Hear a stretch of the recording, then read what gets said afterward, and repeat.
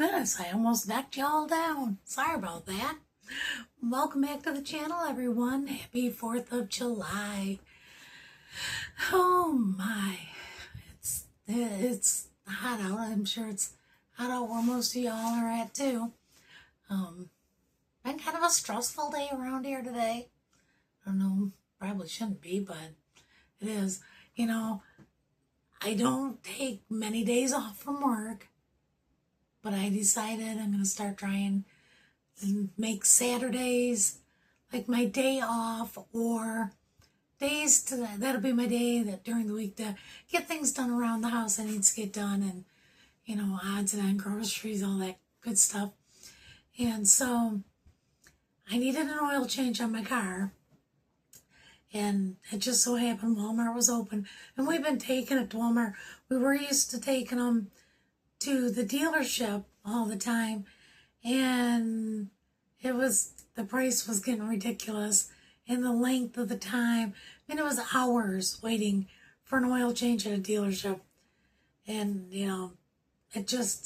they treated you like you were garbage when you were there. So we decided we would go elsewhere. We started going to Walmart, and actually it's been decent. They were open today, so I scheduled us an appointment for like 10:30, and I had a few things I needed to pick up anyway. So Dave and I dropped the car out there. We feel like I'm making you all wobble. I'm sorry if that's moving. And I've got a microphone. I'm trying this out to see if this is going to help, because I know it's hard to hear me because of my voice. That's an issue. But this was one of the things I didn't think Walmart had any, and they did, so we're gonna try it. It's like $20. I don't know if it's gonna be worth the $20, but we'll give it a whirl before I decide to order one from someplace else. But anyway, back to my story. So took the car and dropped it off, ran into Walmart, picked up a few things we needed, and by the time we got those items, the car was done. So they're quick there. And we come home, Dave decided to check the rest of the fluids and stuff. And he says, now mind you, in November, we replaced the coolant tank on my car. The hose thing was broken, it was leaking, we found. So we replaced the coolant tank. And because we weren't sure exactly, we took it to the dealership then, and they wanted $700, I believe is what they wanted us to pay to replace the coolant tank. And Dave got one for 31 something from Amazon and did it himself. So then he had, buy the coolant, but still a lot cheaper than the $700 they wanted. So anyway, we had took it, got its oil change, come home. Dave was checking fluids. He says, your coolant is low. It's getting low again. I'm like, because, we just fixed this, just replaced it in November. So it's been like 7 months. And so, so we took it. I have car wash. That was my other thing. I'm like, okay, on Saturdays, I'm going to go wash my car, because it needs it. I mean, we don't get a lot of the gunk here, but it's been a hot minute since I washed it, because every time I would think about going to wash it, they'd say, oh, it's going to storm today, so I'd wait, and then it wouldn't storm, and then the next day would look like a storm, and so I've been putting it off, or it would storm, and, it did help, but it needed it, because then the birds have been getting it, and it needed a wash. So we ran it to the car wash and gave it a quick bath and drove it back home. And Dave looked, he goes, yep, your tank is leaking. And I'm like, are you kidding me? We just bought this thing. So I was like, I get so disgusted, because it seems like every time you think you're going to have a little bit extra for something, oh no, that never works out. Something always breaks. A couple weeks ago, it was the brakes on the other car. And, we just stuck $500 into those brakes. I don't know, just a few months ago. But this was, the caliper was hanging up. I'm like, and to get that fixed, when he took it back, Firestone was going to be another almost $400 to fix that. So we got somebody that we know that fixed it, and it was a whole lot cheaper than that. But anyway, so I ended up getting another tank for my car. I told David it's just too hot. It's going to be with the heat index like 104. I said, don't go out and mess with it this afternoon. I don't need to have to be taking you to the ER or anything. Just let it go in the morning. You can change it out then. So when it's a little cooler. So yeah, so that's been our 4th. And of course, then I got the microphone and trying to figure out if this thing even works. So this is a test and a trial run. So we'll see if this is going to make a difference. Because I don't notice it even when I play it back on my phone a lot of times. I can hear myself better than, after I upload it to YouTube. We always run it through on the TV.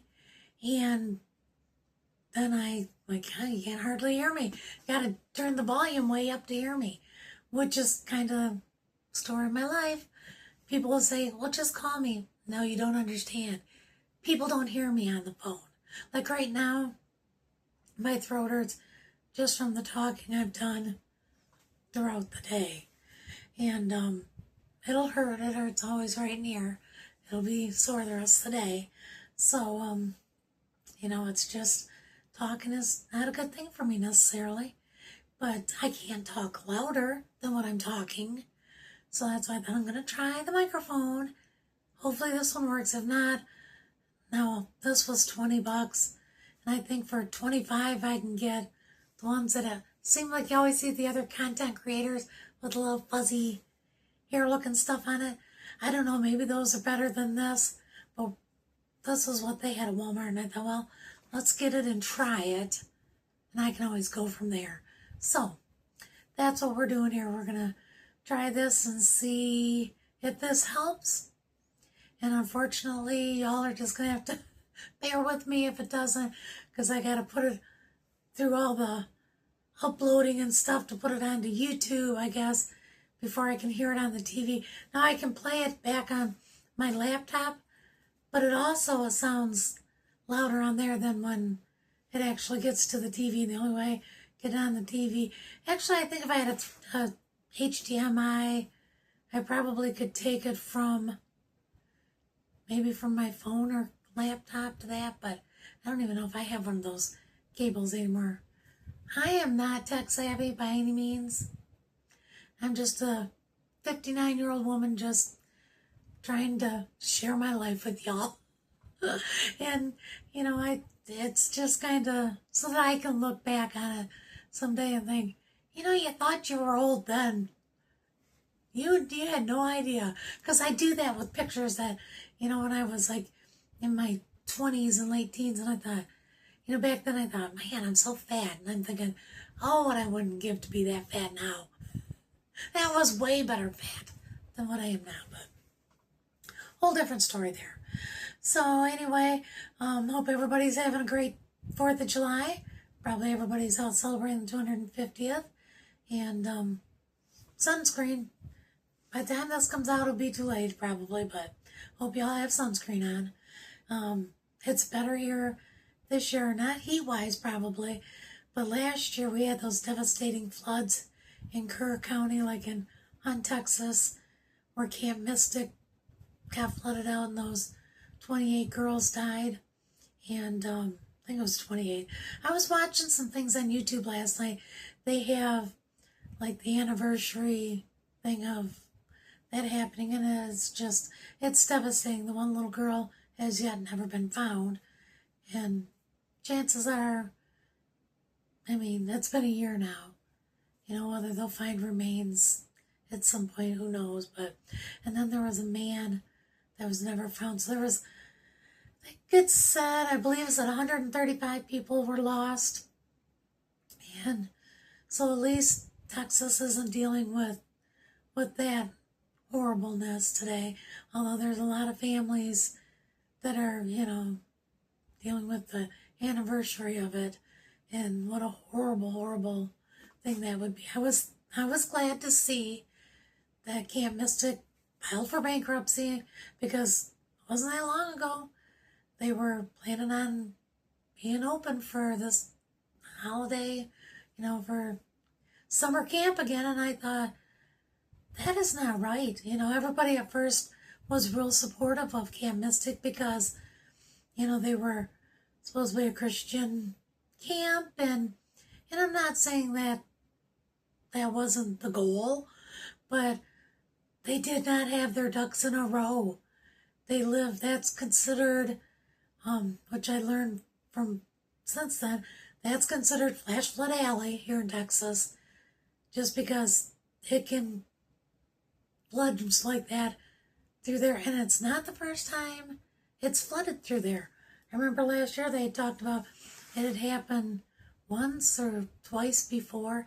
So it's not like they, could say, oh, it just happened. It's never happened here before. No, it has happened here before.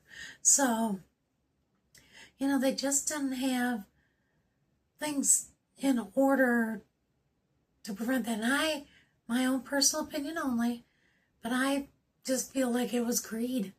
Like greed took over those people, and that's why they still had camp, knowing, they had the warnings and the watches plenty early enough that, they should have just taken the precautions.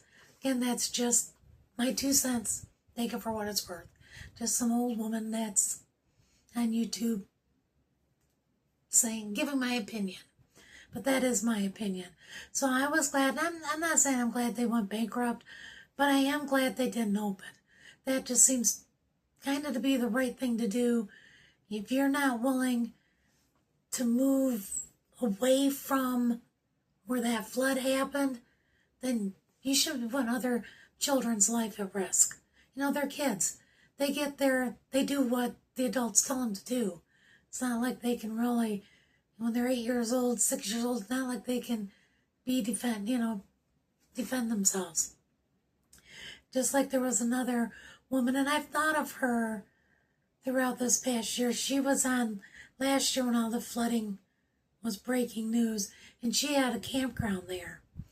And she was devastated. That was her retirement plan, was she was going to open this campground, and that's how she was going to, oh my gosh, I keep wiggling this. That's how she was going to fund her retirement, was having campers there. And the flood hit, and I believe she lost a few of them. I can't remember now how many she lost. I mean, it was like maybe 4. But if you're one of those 4's family, you might as well have been 1 million, because, 1 is too many. But she was on one of the memorial things last night, and she is not reopening. She said she is not going to reopen. She still owns the property, and that is to prevent anybody else from coming in and opening a campground there. It's kind of her way of sealing that off and saying, no, nobody's going to camp here anymore where it's dangerous like this. And it's sad. I feel bad, because that was her plan. That was her thing, and she tried to get people out, but it just, I guess, wasn't quick enough. So now whether she had a plan fully in swing ahead of time, that I don't know. But she did try to get him out. And maybe Camp Mystic tried to get him out, but they waited too long. I don't know. But in my opinion, when you're taking on somebody's children to take care of for a week, and you're in a flood-prone area, which they obviously knew because they'd had floods, and it's flash flood alley, that you should have made sure to have things more in line for, okay, if this happens, train your people. Okay, first sign of trouble, you be plucking those people from all of these buildings, get them uphill. Even if you got to put them in tents or something, I don't know, you still get them out of danger. So that's a very sad, devastating thing. It bothered me once they started coming out, kind of questioning, because the founder, I guess he was one of them that died, and they were like, oh, he went down with them. Well, maybe so, but he wasn't the only one that I'm sure was getting income from this. I'm thinking, who else? And it wasn't those children. They were paying money to go there for a fun week, to learn things, to have fun, and things that summer camp should be. Summer camp should be safe. And I realize things happen, but that should have been something they were more prepared for. So, I guess as the bankruptcy, hopefully that prevents them from opening up. Hopefully it's not one of those things where they just switch names and open up again. I don't know. We'll see. But I don't mean to be a Debbie Downer on the 4th. So I hope everyone's having a great time.